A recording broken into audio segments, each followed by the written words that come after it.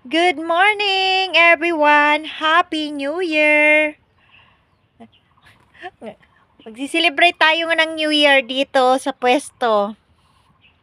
Kasi ngayong araw, hindi pupunta yung mga bata. Ako lang ang pupunta. Sila, kanya-kanya ba, may lakad, kung saan mamamasyal.